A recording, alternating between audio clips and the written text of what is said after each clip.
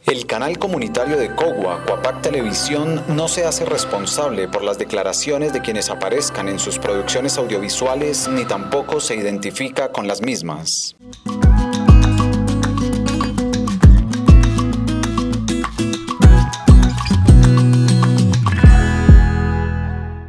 Bienvenidos a este segundo programa de Entre Mujeres, Desafíos y Resistencias, un programa especial dedicado a destacar las voces y las experiencias de las mujeres en la comunidad LGBTI. En esta edición exploraremos el mundo del ser mujer lesbiana y pertenecer a la diversidad de la comunidad LGBTIQ+. Desde sus desafíos hasta sus triunfos, descubriremos las historias y perspectivas únicas de mujeres que desafían estereotipos y celebran su identidad con orgullo. Acompáñenos en este viaje de autenticidad, respeto y empoderamiento.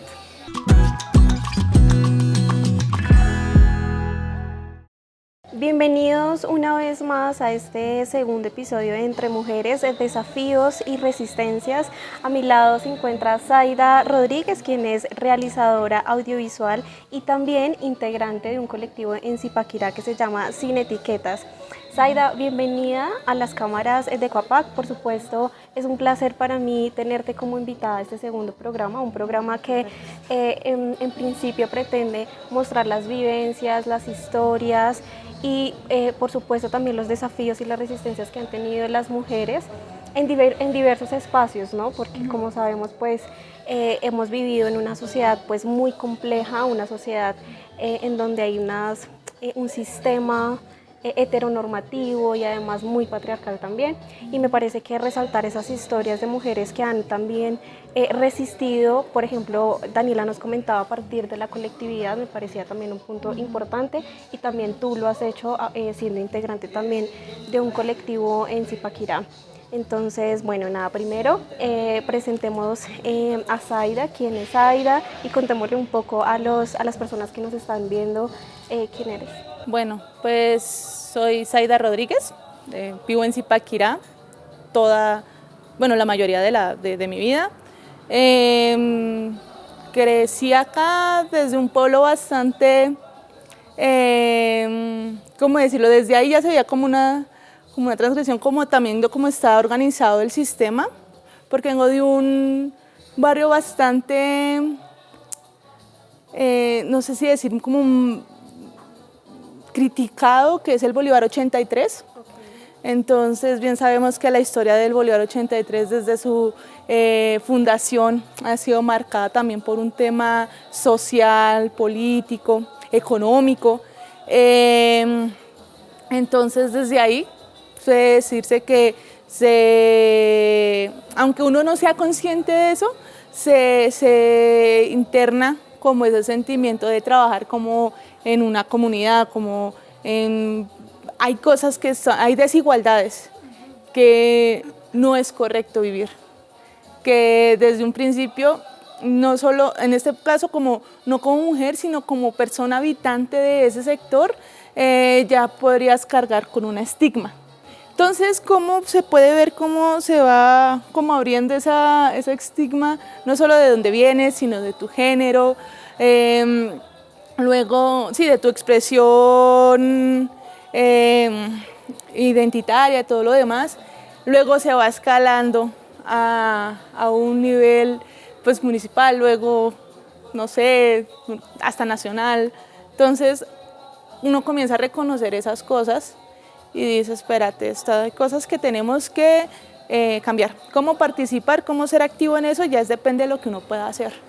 Entonces sí, crecí ahí y nada, me dedico a la realización audiovisual también, a todo lo que es video, o sea, grabación, edición de video, fotografía, y en eso me he dedicado ya hace 4 años, comencé a estudiar hace 6 años, entonces es como todo ese mundillo que he experimentado. Hago parte del colectivo social y comunitario Sin Etiquetas.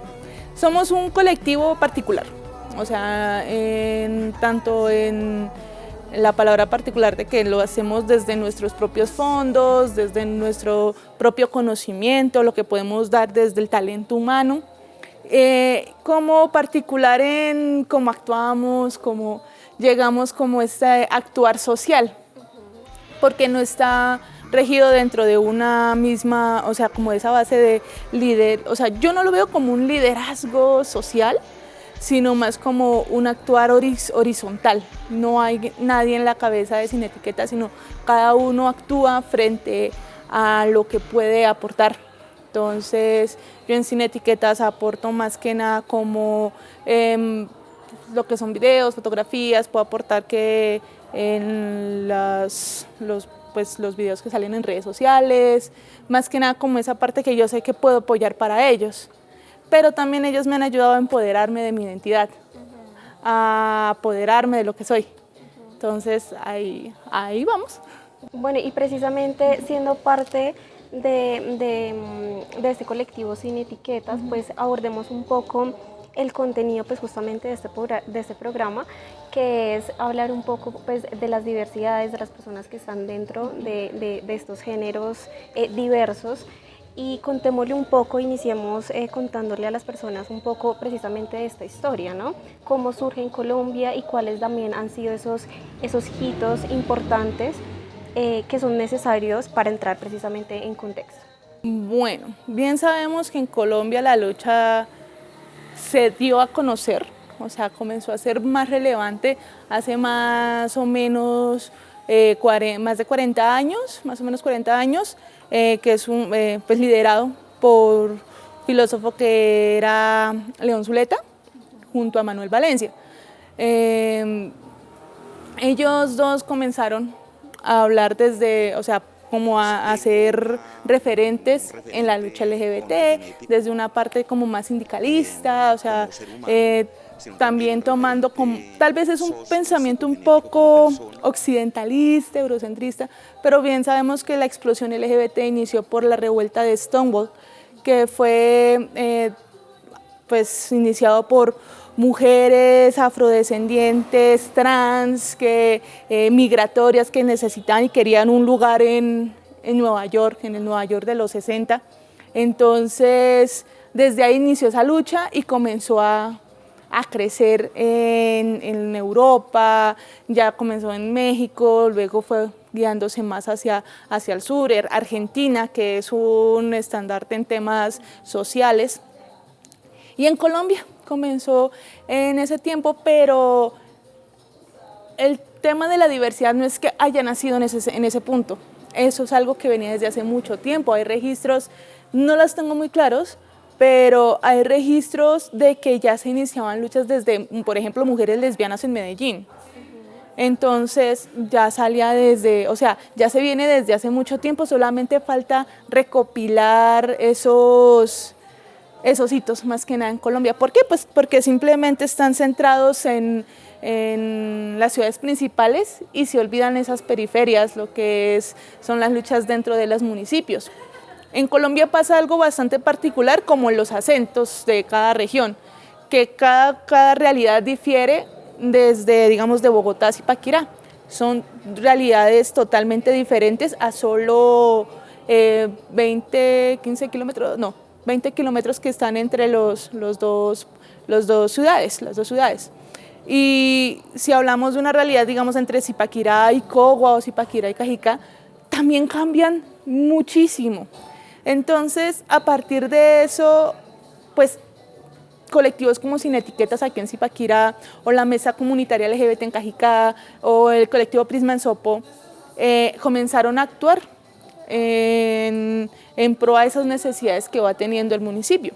Y pues Zipaquirá, nosotros actuamos a partir del paro nacional que hubo en el 2021. Entonces, obviamente no es como que yo hubiera conocido ya a los chicos, fue bastante interesante cómo los conocí, porque literal fue en estos paros, simplemente estaba caminando, estaba siendo partícipe de los paros como desde mi punto, no siendo partícipe de ningún colectivo social, simplemente es como, sí, esto es injusto. Y verlos a ellos agarrando esa bandera y todo eso, y que mi hermano también me empujó así de, mira, ve, tú también tú quieres ver. y comenzar a participar con ellos, porque en ellos encontré como, oye, aquí este es tu espacio seguro. Y me inspiraron también a crear esos espacios seguros para otras personas que tal vez como yo no tienen la capacidad de encontrar esos espacios donde se sientan cómodos de ser ellos simplemente es quienes son y no tener esos miedos. Zipaquirá tiene una historia diversa bastante grande, bastante amplia. Desde como el pensamiento popular, ponemos ejemplo las peluquerías, los shows que hacían como por ejemplo los Pedros, que eso viene desde mucho tiempo, o sea, desde que yo tengo memoria, mucho antes personas como Débora, que fue madre de muchas mujeres trans aquí en Zipaquirá, que desde el pensamiento, igual como ahorita lo dije, como colectivo, desde mis papás, que son personas que vienen desde un entorno un poco más conservador, escucharon de ella. Así hubieran sido mitos y cosas, escucharon de ellas, entonces desde ese tiempo viene una disidencia. Y tú comienzas a escuchar esas historias y uno dice, ok, esas cosas hay que volverlas a hacer más presentes, de que uno tal vez como zipaquireño o viviendo en la Sabana Norte hay que tenerlas muy en cuenta, muy presentes para decir, sí hay diversidad, sí existe, aquí estamos, vamos a alzar la voz para hacernos más presentes, porque lo que no se dice no existe. Yo soy una mujer lesbiana, no me siento como una cara representativa para una realidad lésbica que hay en Zipaquirá, por lo mismo de que tal vez yo soy un poco más cerrada a salir a socializar con las personas. Entonces, mi realidad puede diferir mucho a las chicas lesbianas que sé que hay un colectivo, no recuerdo si es en Cogua o aquí en Zipaquirá, que manejan mucho el tema de feminidades lésbicas dentro del deporte, en el teatro, ¿sí? Entonces son realidades diferentes y yo doy ese enfoque. Siento que doy ese enfoque en Sin Etiquetas también hablamos de que hay feminidades lésbicas, hay feminidades bisexuales, no binarias, hasta podemos hablar desde neurodivergencias, que es otro campo que comenzamos a explorar desde necesidades personales en salud mental. Yo lo digo desde ese sentido, no siendo una experta, o sea, muchas de las cosas que tal vez digo no soy experta y puede perfectamente alguien refutarlas, pero desde mis vivencias, más allá también de generar un espacio, es mostrar que las necesidades mentales también son muy válidas y que en nuestra comunidad tienen que ser más visibles y no tienen que ser minimizadas. Entonces, tienen que ser validadas en sí. Mencionabas finalmente hablar de feminidades lésbicas, ¿no? Ahí me surge una pregunta que me parece que también es muy importante para iniciar, y es, para ti, ¿qué es ser mujer? Bueno, esto suena un poquito técnico, pero primero el ser mujer es un constructo social. No es lo mismo ser mujer ni aquí ni en la China. No es lo mismo ser mujer ni aquí, ni en Rusia, ni aquí, ni en Bogotá. O sea, cada mujer vive su expresión de ser mujer diferente. Para mí, yo me siento mujer, soy una mujer cisgénero. Para los que no sepan, cisgénero es que son personas que se identifican con el sexo que nació.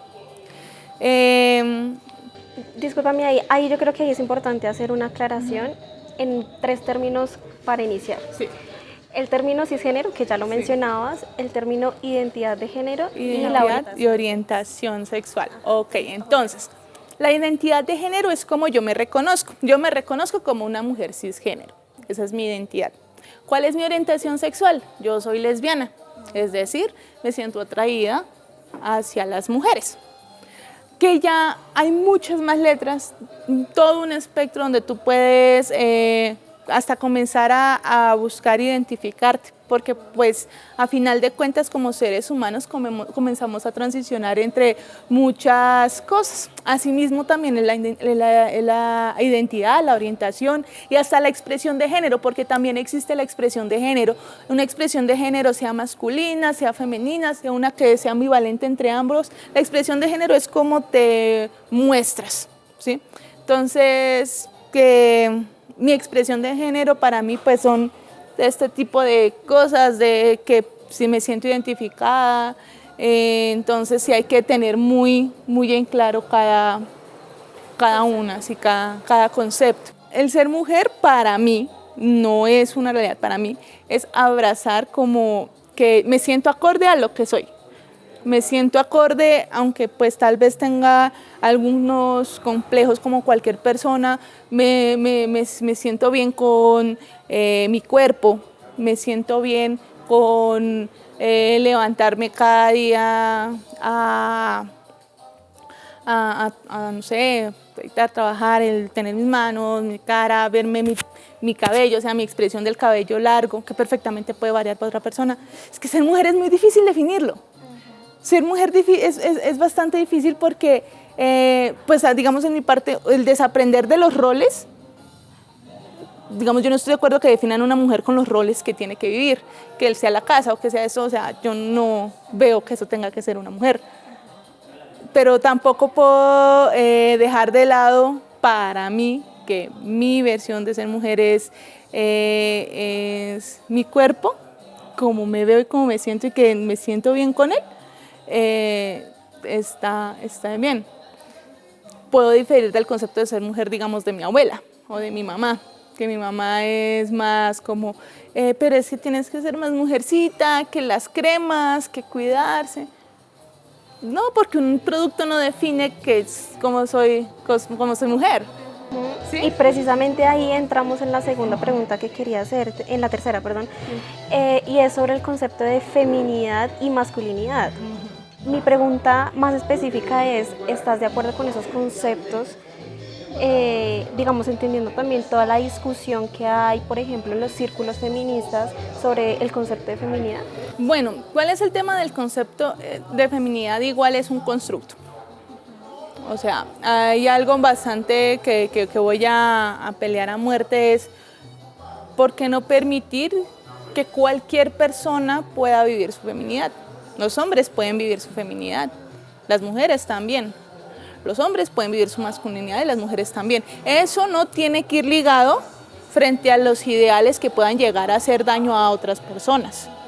Sé que el entorno feminista es bastante amplio. Sé, y yo estoy muy de acuerdo con muchísimas posturas feministas frente al quehacer de la mujer, al que puedas expresar en esa lucha, la decisión sobre tu cuerpo, por ejemplo. Tal vez no estoy de acuerdo cuando piensan desde una parte del privilegio, ¿sí? O sea, como de ese feminismo bastante eurocentrista, bastante blanco, olvidando los pueblos minimizados. Hay una conversación bastante fuerte dentro del ámbito LGBT, que a pesar de ser una sigla y entrar todo, digamos, si hablamos desde muchas feminidades, varía de todo, pero, perdón, me iba a ir por otro lado también, que si hablamos desde el colectivo tal vez de lesbianas, he conocido muchas lesbianas que están cerrados en aceptar, por ejemplo, de que existen feminidades trans, de que hay mujeres trans, y se cierran porque sienten también que su identidad queda invalidada frente a las realidades trans. Y creo que no debe ser así, no debe ser así. Si alguien llega desde pequeño y está en esa transición y quiere llegar a conseguir su ser y todo eso, es totalmente válido. Igual para un hombre trans. Está en todo su derecho de hacer su transición, porque lo son. Si una mujer trans viene y me dice soy mujer, es mujer, porque es cómo se siente. Yo no voy a llegar a invalidar ese tema, pero tristemente dentro de la misma comunidad también hay ese raye. Tristemente se ve transfobia dentro de la comunidad, tristemente se ve lesbofobia dentro de la comunidad, bifobia dentro de la comunidad. Entonces hay muchas violencias dentro de la comunidad que también tenemos que manejar. Digamos, y para redondear el concepto de feminidad, pues digamos que entiendo que de tu parte no hay que satanizarlo, ¿cierto? Porque hay, digamos, hay diversidades que la han expresado de formas distintas y está bien. Y cada persona, o sea, existen perfectamente mujeres heterosexuales que expresan su feminidad y su masculinidad de la manera que ellas quieran, y eso no interfiere en su identidad ni en su orientación. O sea, eso ya es la expresión, sí, su expresión como tal de género, porque eso no tiene nada que ver con lo que, pues, con tus gustos o con cómo te sientes. Sí, no, va muy ligado a lo que tú decías, a la expresión de género. Me gustaría saber si para ti, o si tú crees que nosotros hemos vivido en una sociedad en donde la heterosexualidad ha sido obligatoria. Sí. Uy, sí. Uy, yo aquí he sido la más, o sea, desde un historial familiar bastante denso, partiendo de que yo soy única hija mujer con 3 hermanos varones que desde pequeña presionaron en temas de vestuario, de cabello, de cómo comportarse, de no haga esto, no haga lo otro, tus labores como niña, tus labores como mujer, generar una expectativa dentro de tu familia de que como eres la única mujer, vas a ser la única mujer que te va a cuidar y te vas a casar con un hombre para que le hagas, esas cosas te imponen. Pero hablamos desde la imposición de la heterosexualidad, desde que sienten que ven algo que en ti no lo cuadra. No sé si me hago expresar y espero no llegar a ser, o sea, no llegar a herir algún tipo de susceptibilidad, pero pensamos, por ejemplo, que la religión te impone ciertas cosas como mujer. Que la familia, digamos, mi familia era matriarcal porque las cabezas, tanto por parte de mi mamá como mi papá, eran mis abuelas. Yo no tuve figura de abuelos. O sea, no sé cómo se dice, pero no tuve figura de abuelos. Entonces fueron ellas. Allá las que la vi luchar, las que la vi trabajar, las vi lavar ropa, cocinar, todo eso las vi. Pero también desde su vivencia no concebían o no conciben que tú, o tal vez ahorita un poco más, pero que tú puedas vivir sola, o que tú no tengas la necesidad de casarte con un hombre, por ejemplo, que tienes que estar en casa, o que si eres mujer, digamos, un conflicto bastante fuerte que hay es como madre tienes que maternar a tus hijos varones hasta que se encuentren esa mujer que los va a sacar adelante. Y yo, no, por favor. Entonces te imponen esas creencias desde pequeños. Hay maneras de soltar esas creencias. Van a terapia. Créeme que esas cosas uno lo cargan y llega un punto en el que uno se quiebra. Llega uno en el punto en el que dice, esto no es para mí. Y desde pequeño uno siente que esas imposiciones no son para uno, realmente no lo son. La iglesia lo impone también mucho. El que te escucharé, yo de pequeña escuchaba como, tu mujer tienes que entregarte a tu hombre y lo que tu hombre te diga debes hacerlo, y amén. Y desde pequeña decía, ¿pero por qué? ¿Por qué? No, es que no hay una voz de decisión. Y uno decía, ¿pero por qué? Y todavía me pasa. ¿Por qué pasa esto? No entiendo. Y no es como no entiendo no, es que tengo que luchar. Es que genuinamente no lo entiendo. No lo entiendo por qué debo, o se debe como mujer ser subyugada y limitada en su vida, en su expresión. Y que tristemente por esas imposiciones van creciendo como con esa idea. Igual pasa para los hombres. Tú, niño, tienes que ser fuerte, no tienes que ser vulnerable, porque eso es lo que es un hombre, un macho, ese concepto de macho. Un ejemplo muy interesante para como esas heteronormativas, heteronormativas impuestas, es como, no sé si ubicas el corrector de ojeras, que pues para mujeres es corrector de ojeras. Hay productos que son para hombre, que es un corrector de ojeras que les llaman máscara de batalla. Entonces es como, ¿por qué nos quedamos que tenemos que permanecer con esas imposiciones de que tienes que ser eso, que generan unas expectativas que te cargan y son negativas? ¿Por qué no hablar las cosas como son? Hombre, si te quieres pintar las uñas, eso ya está mandado a recoger, que los hombres no se puedan pintar las uñas. Ya está mandado a recoger de que las mujeres nos tenemos que depilar, porque si eso es algo tan natural de nuestro cuerpo, no podemos evitar eso. Entonces son cosas inevitables, son estándares que tenemos impuestas, y son vainas impuestas con las que ya llega un punto en el que no vamos a poder o no estamos pudiendo ya alcanzarlos, ya tenemos que soltar esas cosas. Claro, y hace un momento también mencionabas algo que me parece que en este tema es demasiado importante y que por supuesto hay que tocarlo, y es si has considerado que el rol de la Iglesia ha sido un promotor o no de los derechos de la comunidad LGBTI. Bueno, la comunidad LGBT y el tema de la religión, sobre todo religiones centradas a catolicismo, cristianismo, es bastante denso. Si lo vemos ahorita con el tema de la legislación que queremos, que pues desde la comunidad se quiera sacar con respecto a inconvertibles, que es la prohibición de las terapias de conversión, muchas de esas terapias vienen impuestas desde iglesias católicas y cristianas. Yo he tenido, no sé si la buena o mala suerte de trabajar para muchas personas cristianas y escuchar cosas comentarios como, pero yo conozco gente que se desconvirtió.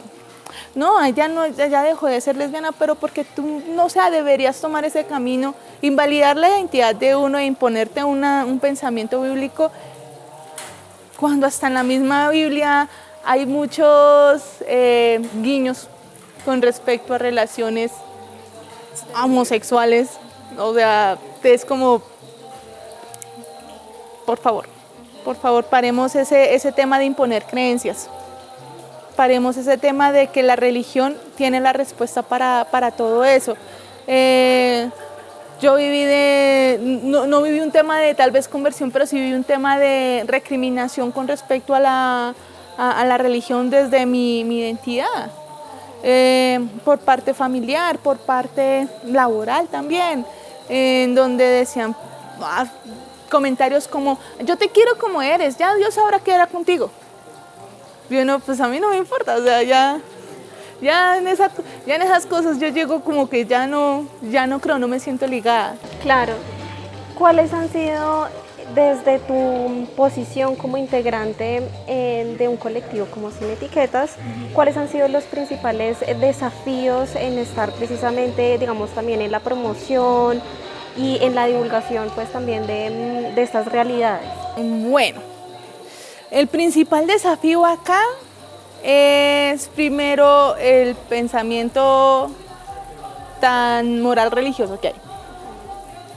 Ese es uno de los primeros baches, que ese pensamiento tan moral religioso que existe, tan conservador, también está muy ligado a las institucionalidades.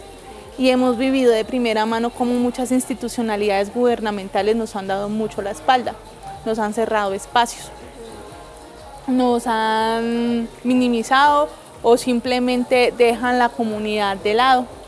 Nos dicen, ¿cómo puedes exigir derechos si no puedes ser como los demás? Porque los demás no nos permiten ingresar esos derechos. Porque como por amar a una persona de mi mismo género, por amar diferente al canon, no puedo acceder a cosas como un subsidio de vivienda en familia, no puedo acceder a un matrimonio, que pues el tema de la legalización del matrimonio fue hasta hace muy poco aquí en Colombia. Hay maneras de optar para, digamos, una pensión compartida en pareja, hasta hace poco también se manejó y existen esas leyes aquí en Colombia, pero por desconocimiento tristemente no se, o sea, le cierran la puerta. Es como muy similar al tema del aborto, que aunque está legalizado, muchas mujeres que acceden al tema del aborto se lo niegan a pesar de que ya está pues legal aquí en Colombia.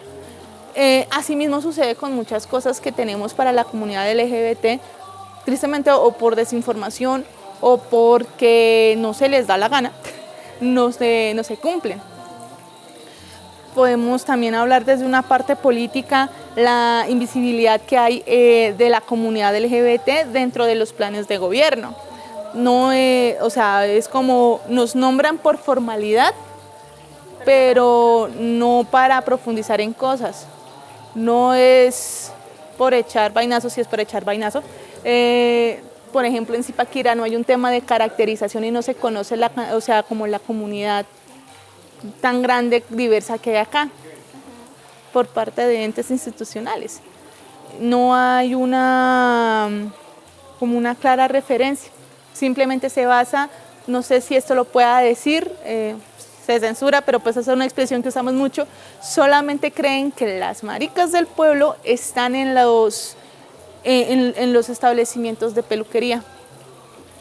No saben las realidades de muchas, no saben cómo están manejando el tema de, por ejemplo, el trabajo sexual en Zipaquirá, que tiene que ser un trabajo digno y no tiene que ser tampoco censurado. Entonces son muchas cosas, son muchos factores que se dejan de lado en esa realidad como social, pública y política que hay en Zipaquirá. Y lo que tú decías, ¿no? Que lo que no se nombra no existe. Y si no existe una caracterización, pues difícilmente se puedan garantizar derechos, ¿no? Entonces es muy compleja esa situación acá en el municipio. Por otro lado, Zaida, me gustaría preguntarte si tú consideras que aún todavía nosotros vivimos en una sociedad homofóbica. Sí hay mucha homofobia. Aquí en Zipaquirá, en Cogua, en Caica, hay mucha homofobia. Ahorita se está viendo un contraste bastante fuerte porque pues ha habido estallidos sociales que han generado una posición más crítica frente a los derechos y lo que tenemos que luchar y todo eso. Pero también se ha dividido en esa parte que se ha vuelto más ultraconservadora. Entonces, desde las familias, así sea un tema, digamos, en un punto personal, existe homofobia en mi familia, pero no es como esa homofobia de que tú eres así, no. La homofobia se puede ver desde que te puedan llegar a cuestionar tu identidad desde una parte netamente violenta o por morbo. Pero a mí me ha pasado aquí en Zipaquirá por personas hetero, por personas de la misma comunidad. Entonces existe, se vive, se ve como morbo, no se ve como una clara intención de queremos aprender, quiero llegar un poco más allá, sino se ve la manera de cuestionarte por qué vives así y por qué no asá, ¿sí?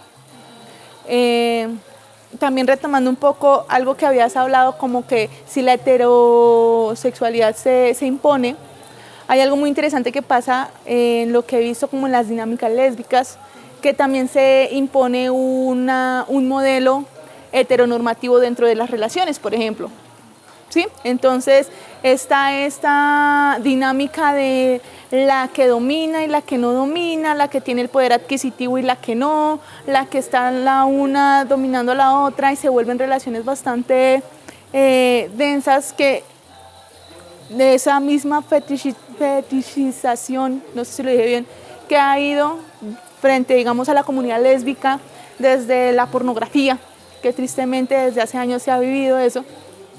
Se pasan estas dinámicas y hay, digamos, mucha violencia de género dentro de relaciones lésbicas, bastante densas. Entonces también se vienen trasladando todas esas costumbres que tienen que seguirse desaprendiendo, tienen que seguirse limando, tienen que seguirse buscando las maneras de que no es imponer que tienes que pensar de una manera, es cuestionarte si como actúo, no es cuestionarte si como vivo, es cuestionarte si lo que estás haciendo te está haciendo bien.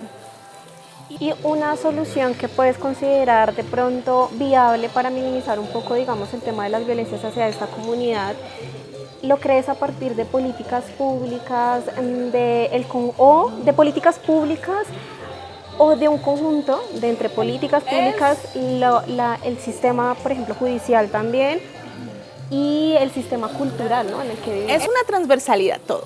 O sea, si lo pensamos desde un amplio momento, digamos, en comunidad, sí, tiene que ser desde una política pública, donde entre educación, salud, familia, o sea, todo, digamos, hablando, digamos, en Zipaquirá, todas las secretarías tienen que entrar a jugar un papel muy importante frente a la diversidad para comenzar a hacer un cambio en esa cultura ciudadana, en temas de que conozcan y reconozcan que hay personas diversas. Eso por un lado. Por otro, digamos, desde las familias es más difícil, pero el llegar con las conversaciones abren paso a ese debate. Que incomoden, tal vez a muchas personas les va a incomodar, pero cuando comienzas a reconocer la identidad del otro y comienzas a ver desde la empatía, comienzas a quitarte esa venda tal vez del privilegio, puedes comenzar a entender y puedes comenzar a aceptar a las otras personas. Entonces, pues, es un conjunto, es que tienes muchas cosas, o sea, no puede decir, es que si hacen esto va a cambiar, no va a pasar, no va a pasar, no, o sea, nosotros en 4 años que hemos estado acá sí hemos hecho una disidencia, pero no ha mejorado, digamos, en temas de política pública en el municipio, tristemente no. Ha mejorado en el tema, no sé, de un impacto departamental frente a la política, tampoco. Las disidencias que uno hace ha sido desde las juventudes, que desde cierta manera la generación actual ahora, los chicos que ahorita están saliendo de los colegios, están ingresando apenas en la universidad, vienen con otro chip, con un chip más de vamos a explorar esto, vamos a aceptarnos, vamos a trabajar, y van saliendo y rompiendo, como cortando esos círculos de violencia que también generan eso. Y también, como dije, en una parte muy importante el tema y lo que vale la salud mental. Porque cuando también te evalúas con tu salud mental, permites abrirte también a todos estos temas y buscar como un tema más sano, o sea, como esos ambientes también más sanos y propiciarlos también para los demás. Yo creo que acá en ese tema también me gustaría que pudieras darle un mensaje a la gente que quizá, precisamente porque como hemos mencionado, pues vivimos en una sociedad todavía muy conservadora, ¿no? ¿Cómo acompañar de pronto estos procesos sin caer en el prejuicio, sin caer en las violencias, ¿no? Cómo una familia puede, pues precisamente, yo no sé si el término correcto sea entenderlo, ¿no? Porque sí, no considero tampoco que sea el término, pero no encuentro uno que lo pueda definir en este momento, pero sí que pueda acompañar ese tipo de realidades sin caer precisamente en lo que te digo, en los prejuicios y de pronto en la violencia. Bueno, creo que aquí en esto voy a tomar de ejemplo a mi mamá. Mi mamá es alguien que desde que supo mi identidad fue un cero juzgar, o sea, podrá ya tener sus pensamientos, o sea, sus temas, pero ella los mantiene para sí, primero, y segundo, intenta conocer más. Una cosa, lo que tú decías, no es entender, o sea, ¿qué va a entender? Apenas me estoy entendiendo yo, ¿qué me va a decir usted que entiende?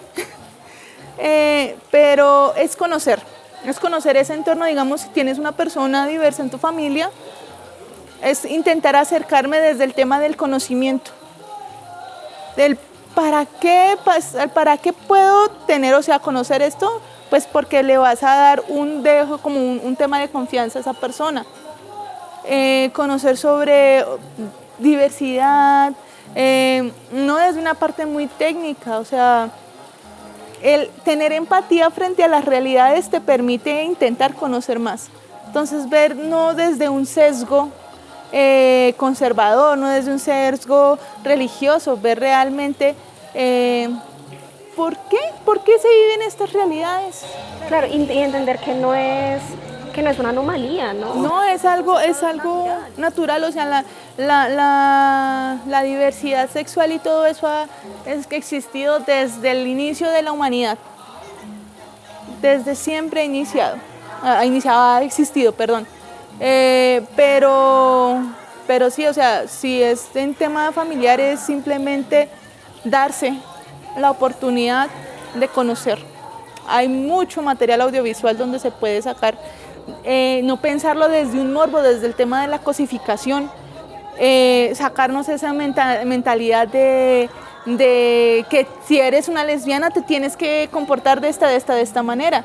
Si eres un hombre homosexual, tienes que comportarte de esta manera. No, que las trans son así. Hay que reconocer esas realidades. Y eso no solo sirve para dentro de las diversidades, creo que sirve para cualquier contexto de realidad, para entender, digamos, la realidad que vive una persona racializada, un campesino. O sea, es quitarnos esas brechas de que soy yo y solo es mi mundo, y que tengo el privilegio de que tengo esto y así, y los demás tienen que, no sé por qué los demás no se guían frente a lo que soy, o sea, no eres el centro del universo.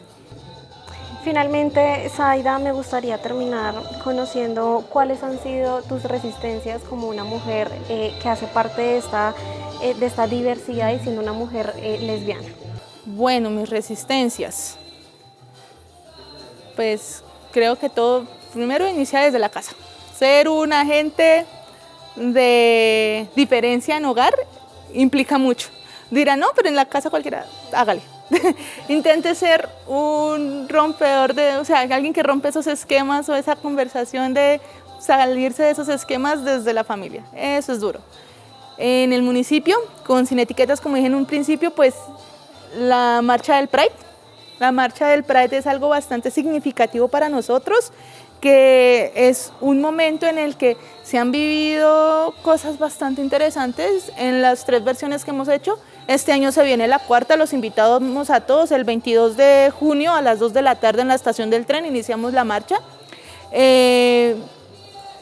Desde ahí es otro punto de resistencia también contra la institucionalidad, de que hay espacios que son de nosotros. Desde la marcha social tenemos todo el derecho de salir y alzar la voz. Todavía hay muchas cosas que cambiar. Dirán muchos, ay, es que ya tienen esto, ¿para qué piden más? Porque también necesitamos los mismos derechos que tienen ustedes. No se llama igualdad, se llama equidad. Y queremos equidad para todos. Y en este caso, pues a quien representamos, pues que sea de la comunidad diversa. Entonces, esas otras de las resistencias, no sé cuál otra, en lo laboral, en lo audiovisual, que es un sector dominado por los hombres de una manera bastante densa, entonces se crea una desventaja en ese sentido al momento de producción.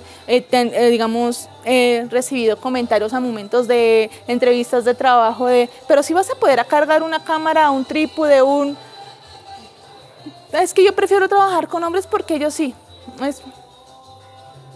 Entonces es como, yo estudié en un lugar donde de 30 personas, 35 personas éramos solamente 7 mujeres. Participé en un concurso nacional donde quedé, que eran 150 personas, quedamos 24 y de las 24 éramos solamente 4 mujeres. Y de esos 24 nos mandaron a una beca argentina. Y esa beca en Argentina, de esas 4 mujeres quedamos 3. Entonces éramos 11 personas, de las 11 personas eran 3 mujeres. Entonces ahí se ve la desigualdad en el entorno también audiovisual. Entonces también se genera esa resistencia, no solo como mujer lesbiana, sino literalmente como mujer.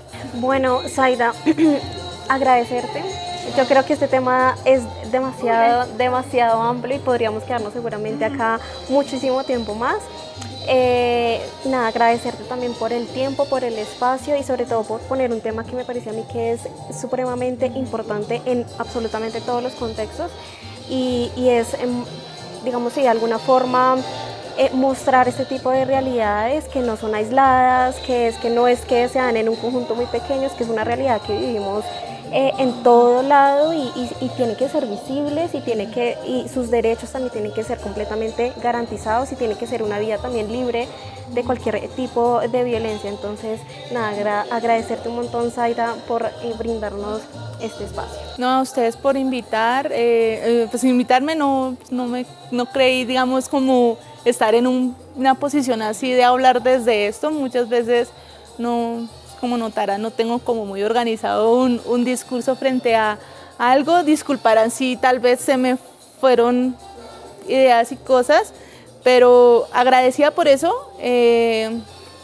También muy feliz de ver cómo estos espacios comienzan a abrirse y a crecer en sectores como Cogua, viendo como el tipo de población que vive en estos sectores, y que también pues llegue el mensaje a quien lo necesite, que tome lo mejor que tenga, y cualquier cosa pues los esperamos en los espacios de Sin Etiquetas.